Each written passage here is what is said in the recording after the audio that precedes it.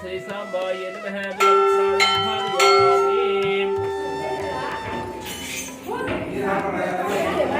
ತರ್ತೀಯೇನೋ ಕಾಯಲ್ಲೊಂದು ಬರಲಿ.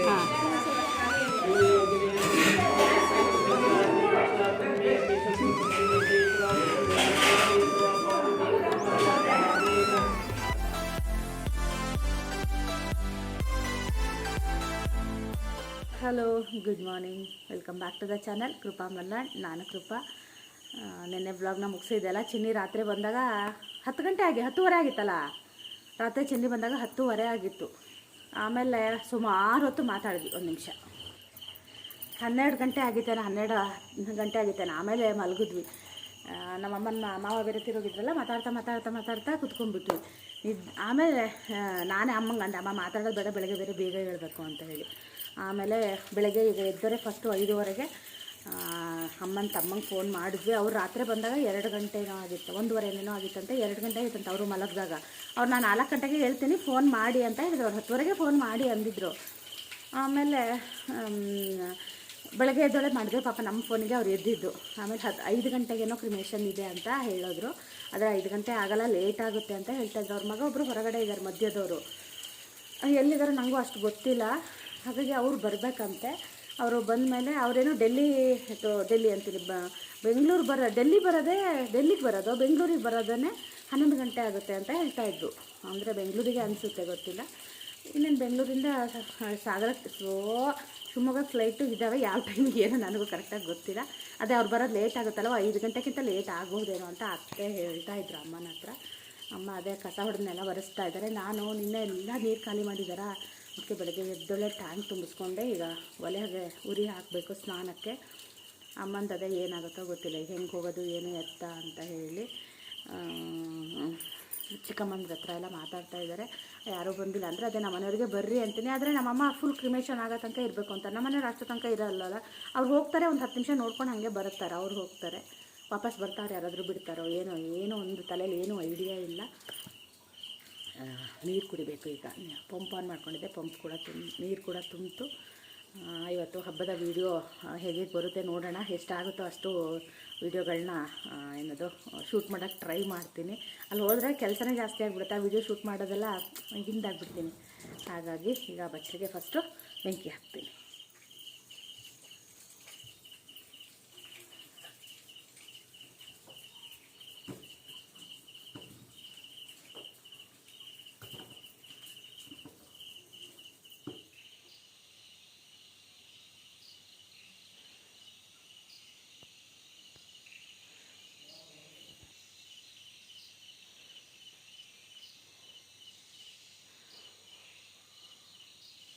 ಅಮ್ಮನ ಹೂವಿನ ಗಿಡನ ತೋರಿಸಿ ಅಂತ ನನಗೆ ಕಮೆಂಟ್ ಬಂದಿತ್ತು ಊರಿನ ವ್ಲಾಗ್ ಹಾಕಿದಾಗ.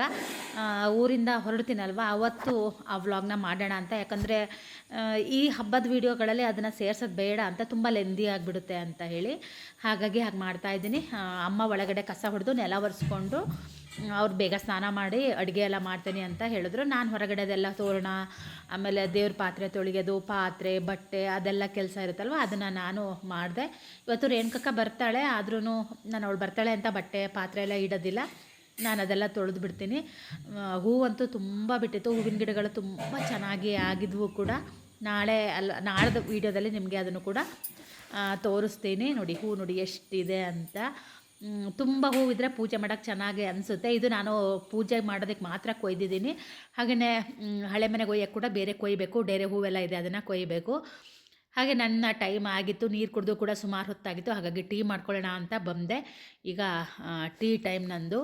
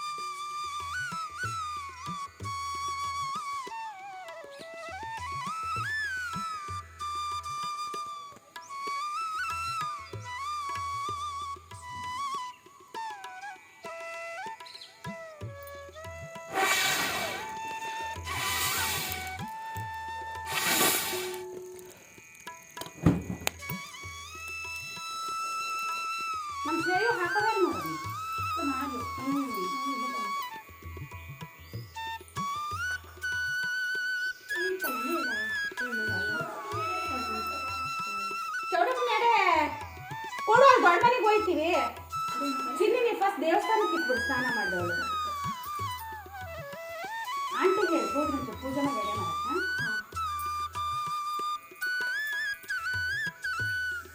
ಚೌಡ ಮುಂದೆ ಹೋಯ್ತಿಲ್ಲ ದೊಡ್ಡ ಮನೆಗೆ ಹೋಗ್ತಾ.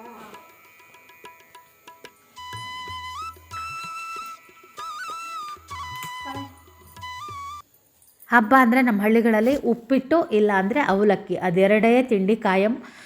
ಮುಂಚೆ ಎಲ್ಲ ನಮ್ಮಲ್ಲಿ ಉಪ್ಪಿಟ್ಟು ತಿನ್ನಬೇಕು ಅಂದರೆ ಯಾವುದಾದ್ರು ಹಬ್ಬ ಬರಬೇಕು ಅಷ್ಟೇ. ನಮ್ಮಲ್ಲಿ ಬೆಳಗ್ಗೆ ತಿಂಡಿಗೆ ಅಂತ ಉಪ್ಪಿಟ್ಟು ಅವಲಕ್ಕಿ ಈ ಥರದ್ದೆಲ್ಲ ಮಾಡೋದು ತುಂಬ ಕಮ್ಮಿ. ಚಿತ್ರಾನ್ನ ಆ ಥರದ್ದೆಲ್ಲ ಹಳ್ಳಿಗಳಲ್ಲಿ ಮಾಡೋದು ತುಂಬಾ ಕಮ್ಮಿ. ಇವಾಗೆಲ್ಲ ಮಾಡ್ತಾರೋ ಏನೋ ಗೊತ್ತಿಲ್ಲ. ನಾವಂತೂ ಯಾವಾಗಲೂ ಹಬ್ಬ ಅಂದ ತಕ್ಷಣ ನಮಗೆ ಉಪ್ಪಿಟ್ಟು ಅವಲಕ್ಕಿ ಎರಡೇ ನೆನಪಾಗೋದು. ನಾನು ತಿಂಡಿ ತಿಂದು ಸ್ನಾನ ಮಾಡೋಣ ಅಂತ ಅಮ್ಮಂದು ಸ್ನಾನ ಆಗಿತ್ತು. ನಾನು ಎಡೆ ಎಲ್ಲ ಮಾಡಿ ತಿಂಡಿ ತಿಂತೀನಿ ಅಂತ ಹೇಳಿದ್ರು. ಚಿನ್ನಿ ಕೂಡ ತಿಂಡಿ ತಿಂದಳು. ನಾನು ಸ್ವಲ್ಪ ಮೊಸರು ಮತ್ತು ಅವಲಕ್ಕಿ ಹಾಕ್ಕೊಂಡು ಕೂತ್ಕೊಂಡಿದ್ದೀನಿ. ಇದ್ರ ಜೊತೆ ಕಾಫಿ ಮಾಡಿಕೊಡ್ತೀನಿ ಅಂದರು. ನಂಗೆ ಬೇಡ ಅಂತ ಅಂದೆ. ಯಾಕಂದರೆ ನಾನು ತಿಂಡಿ ತಿಂದು ಸ್ನಾನ ಮಾಡಿ ಹಳೆ ಮನೆಗೆ ಹೋದರೆ ಅಲ್ಲಿ ಎಡೆ ಮಾಡೋಕ್ಕೆ ಮತ್ತು ದೇವ್ರ ಪೂಜೆ ಎಲ್ಲ ಇರುತ್ತಲ್ವ, ಅಲ್ಲಿಗೆ ಸರಿಯಾಗುತ್ತೆ ಅಂತ ಅಂದ್ಕೊಂಡೆ. ಹಾಗೆಯೇ ಅಮ್ಮಂದು ಅಡುಗೆ ಎಲ್ಲ ಆಗಿತ್ತು. ಇವತ್ತು ನಾನು ಅಡುಗೆ ಮನೆ ಸುದ್ದಿಗೆ ಹೋಗಿಲ್ಲ. ಅಮ್ಮ ಸ್ನಾನ ಮಾಡಿ ಎಡೆ ಮಾಡ್ತಾಯಿದ್ರು. ಹಾಗೆಯೇ ನಾನು ವೀಡಿಯೋ ಮಾಡಿಕೊಂಡೆ. ಹಾಗೆ ಮಳೆ ಕೂಡ ಬರ್ತಾನೇ ಇತ್ತು.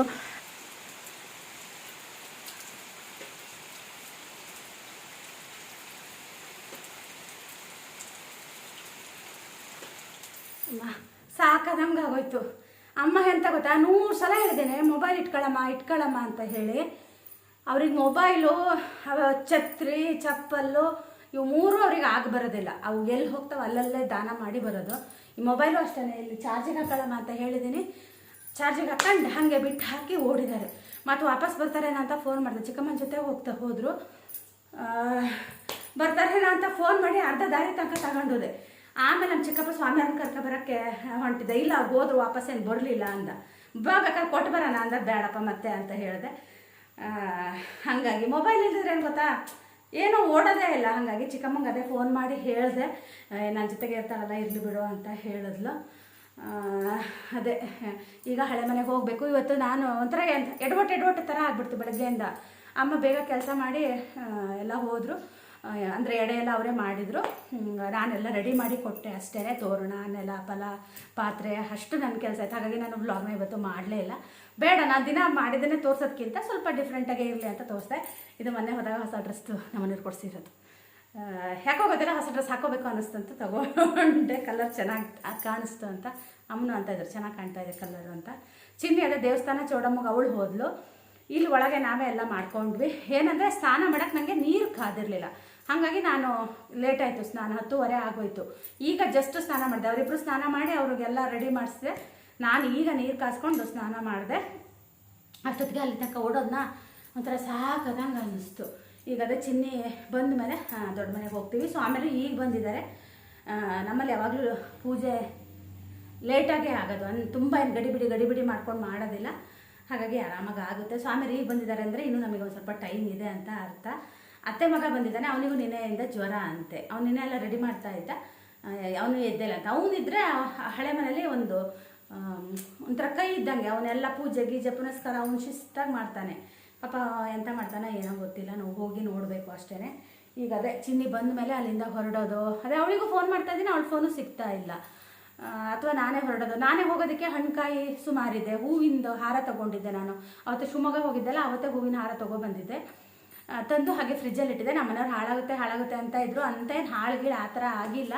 ನನಗೆ ಮಲ್ಲಿಗೆ ಹೂವು ಅಲ್ಲ, ಅದು ನಂಜುಬಟ್ಲು ಹೂವು ಇರುತ್ತಲ್ವ, ಅದ್ರದ್ದು ದಂಡೆ ಕಟ್ಟಿರ್ತಾರೆ, ಅದನ್ನು ತೊಗೊಳ್ಳೋಣ ಅಂತ ಇದೆ. ಅದು ತುದಿ ಎಲ್ಲ ಕೆಂಪಾಗಿತ್ತು. ನಮ್ಮನೆಯವ್ರು ಬೇಡ, ಇನ್ನೂ 3 ದಿನ ಇದೆ ಮತ್ತೆ ಹಾಳಾಗುತ್ತೆ ಅಂದ್ರೆ ಹಾಗಾಗಿ ಸೇವಂತಿಗೆ ಹೂವಿಂದ ತಂದಿದ್ದೀನಿ. ಆದರೆ ನನಗೆ ವೈಟ್ ಕಲರ್ ಸಿಕ್ಕಿಲ್ಲ. ಹೋದ ವರ್ಷ ತುಂಬ ಚೆನ್ನಾಗಿತ್ತು.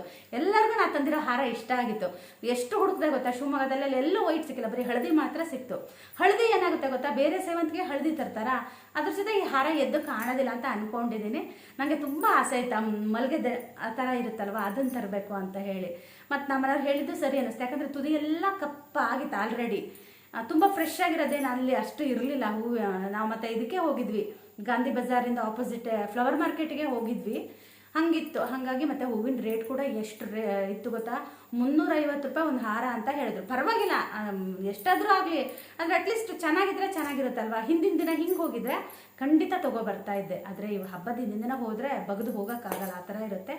ಬನ್ನಿ ಇವತ್ತಿನ ಹಬ್ಬ ಹೇಗಿರುತ್ತೆ ನಮ್ಮ ಮೂಲ ಮನೆಯಲ್ಲಿ ಹೇಗಿರುತ್ತೆ ಅದನ್ನು ತೋರಿಸ್ತೀನಿ. ನಾನು ಹಳೆ ಮನೆ ಅಂತಲೇ ಬರೋದು, ನಾನು ಯಾವಾಗಲೂ ಅದೊಂಥರ ಹೇಳಿ ನಿಮ್ಮ ಹತ್ರ ಹಂಗೆ ಹಳೆ ಮನೆ ಅಂತೀನಿ, ಆದರೆ ನಾನು ಹೇಳೋದು ದೊಡ್ಡ ಮನೆ ಅಂತಲೇ ನಾವೆಲ್ಲ ಹೇಳೋದು. ನಮ್ಮ ದೊಡ್ಡ ಮನೆಯಲ್ಲಿ ಹಬ್ಬ ಹೇಗೆ ಮಾಡ್ತಾರೆ ಅಂತ ತೋರಿಸ್ತೀನಿ. ಬನ್ನಿ.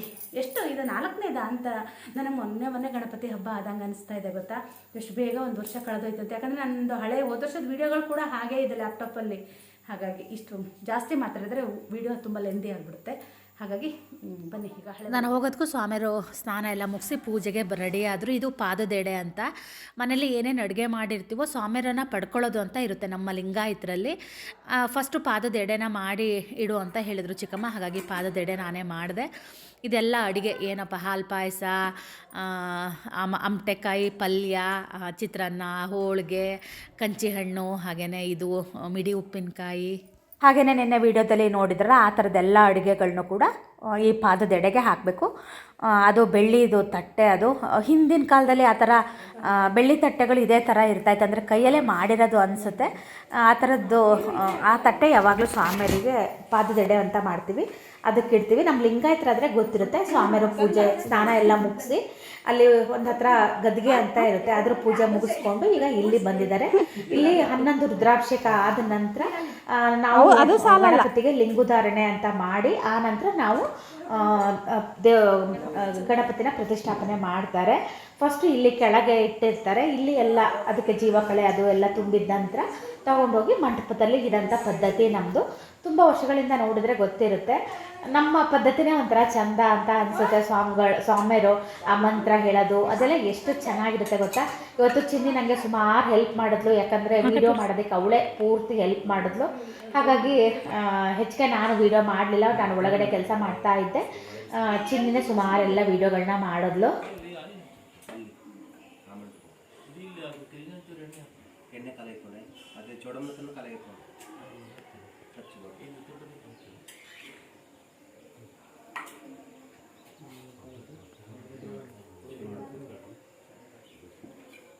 ಸಮಯದಲ್ಲಿ ಕೆಳಗಿಡದೆ ಮೇಲಿಡ್ಲ ಗಣಪತಿನ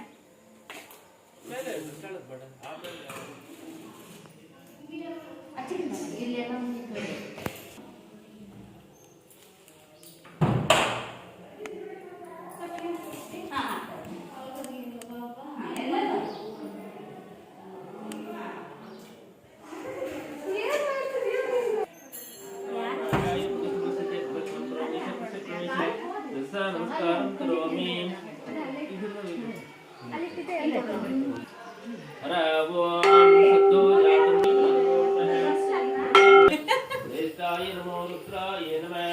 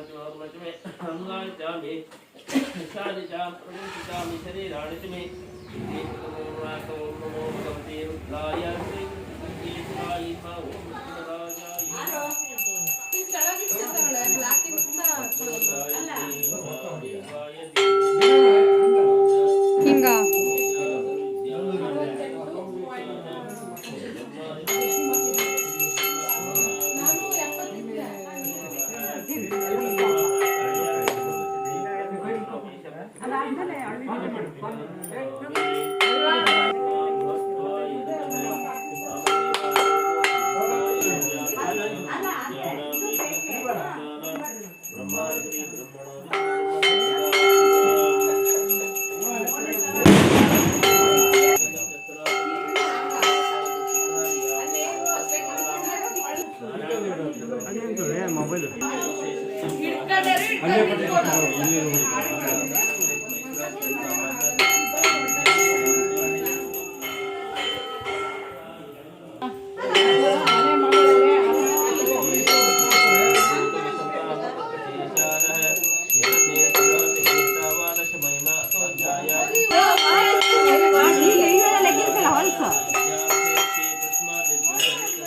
ನಾನಂತೂ ನೈಟ್ ಪ್ಯಾಟರ್ನ್ ಎರಡನೇ ಸಲ ಮಾಡಿದೆ ಕಾಗು ಸರಿನೇ ಮಾಡಿಲ್ಲ ನೋಡಲ್ಲ ಅಷ್ಟು ಅವಸರ ನಿನಗೆ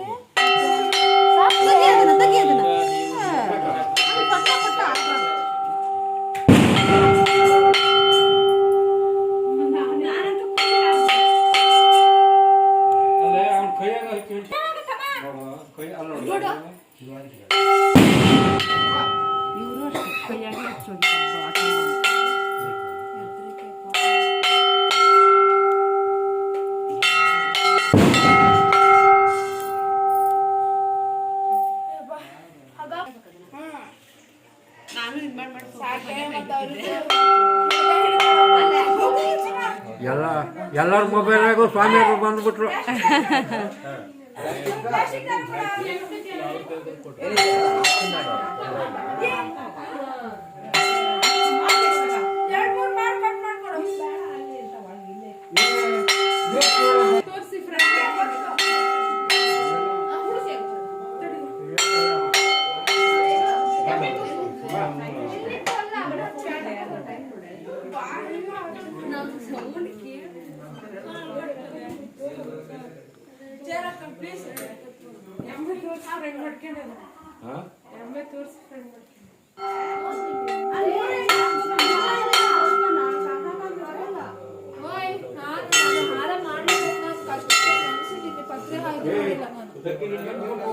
गणपति मावायामि सपरिवार गच्छामि अवैतो वा स्थापयामि स्थापितो भव सन्निधो भव अवपतितो भव भोज समुद्र प्रदर्शि महागणपति नमः ध्यायामि ध्यानम् आवायामि सिंहासनं समर्पयामि पाणिनो समर्पयामि मध्यम समर्पयामि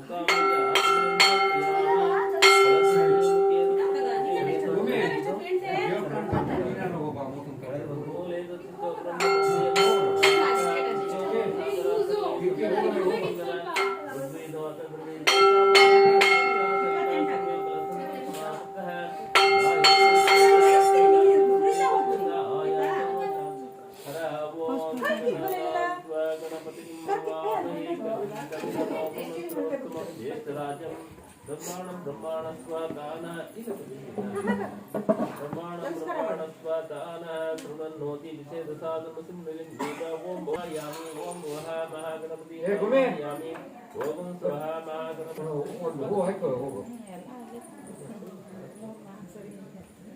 सुमना योपावेद पुष्पवान् भजमा पशुमान् भवति दानाकमया प्रतलन्त गुणाकार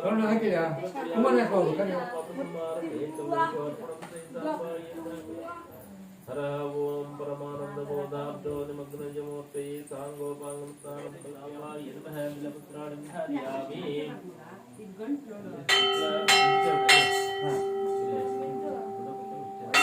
ಜೊತೆಗೆ ಬಿಡೋದಿಲ್ಲ ಇದು ಅಡ್ಗಾಯಿ ಅವ್ರು ಹೋಗ್ಲಾ ಸರಿ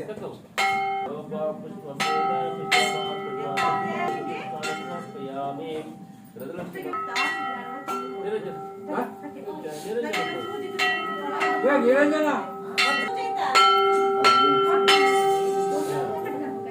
ಎಷ್ಟು ನೋಡಿದ್ದಿ 4-5 ಹೊಡೆಗಳು ಶಾಲೆ ಬಿಟ್ಟು ಬೆಲ್ಲೂರು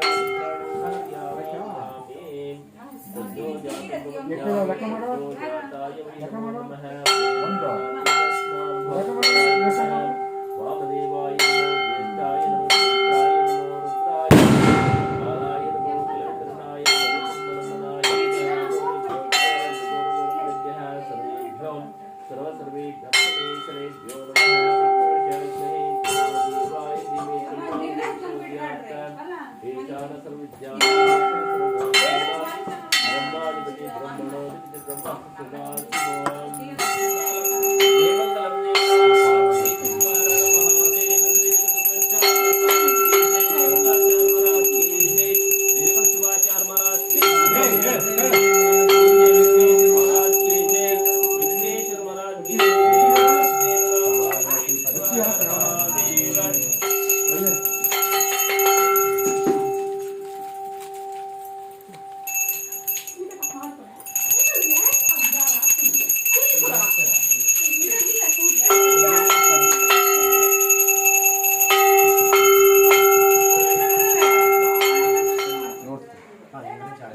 ನೋಡ್ರಿ ಸುಮಾರು ಇಲ್ಲಿ ನಿಂತ್ಕೊಂಡು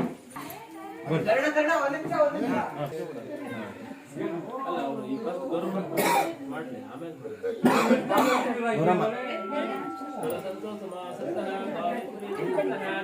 गायत्री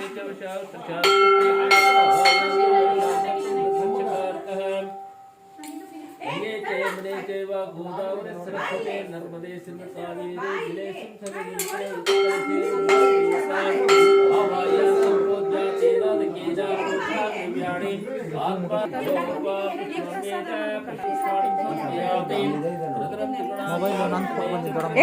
ನಾವೆಲ್ಲ ಮಾಡಕ್ಕಾಗಲ್ಲ ओम महागणपति पावयामि पावयामि ओम भूर्भुवस्सुवाहायामि नमस्ते सर्वसविदा महागणाधीश्वरायामि रत्नसिंहासनसमर्पयामि रुद्राय नमः कालाय नमः गणपतिदेवानां तुग्रापयामि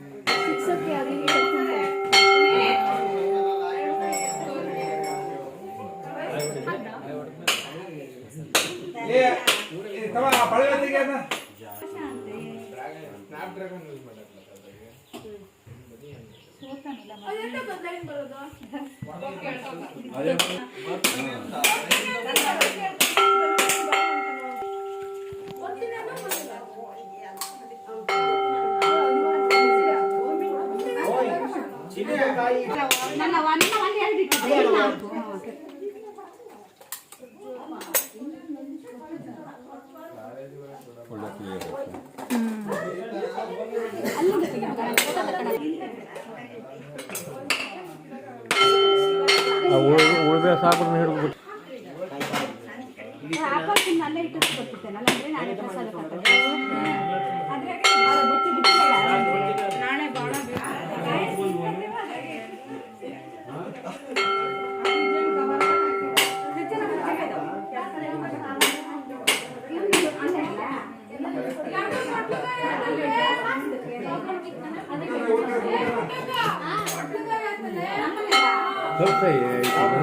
ಫಸ್ಟ್ ಮಾಡು ಸೈಡಿಗೆಲ್ಲ ಕೇಳು ನಿಮ್ಮಲ್ಲಿ ಮಳೆ ಮಳೆ ಆಗಿಲ್ಲ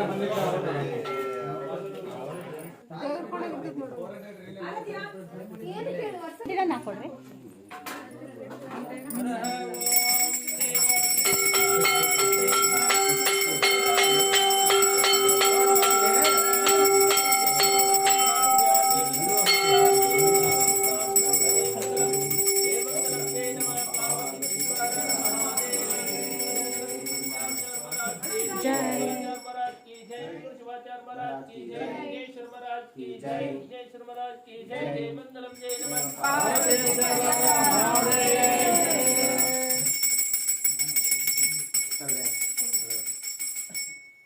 ಹಬ್ಬ ಎಲ್ಲ ತುಂಬಾ ಚೆನ್ನಾಗಾಯಿತು. ನೀವೆಲ್ಲ ಹೇಗೆ ಹಬ್ಬನ ಆಚರಿಸಿದ್ರಿ ಅಂತ ನನಗೆ ಕಮೆಂಟಲ್ಲಿ ತಿಳಿಸಿ.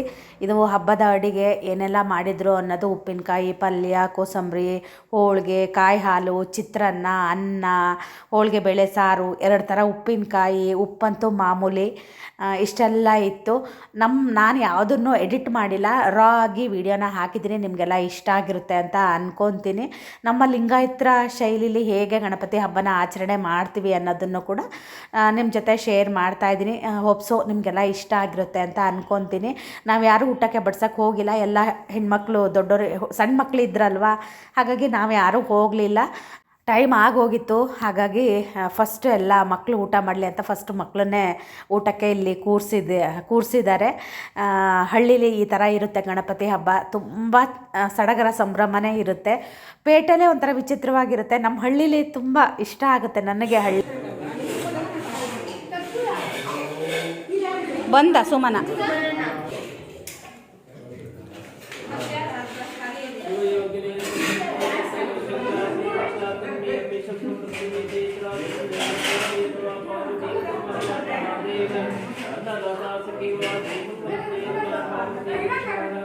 देव ನೋಡ್ರಿ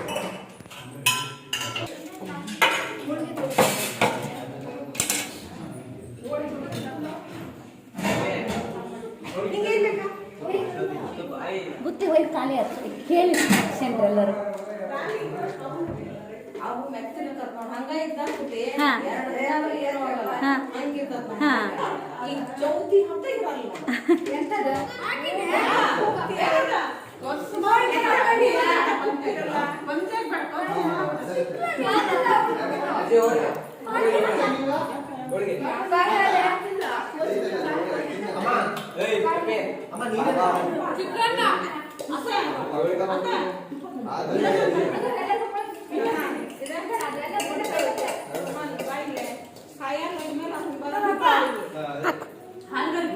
ಸಾಕು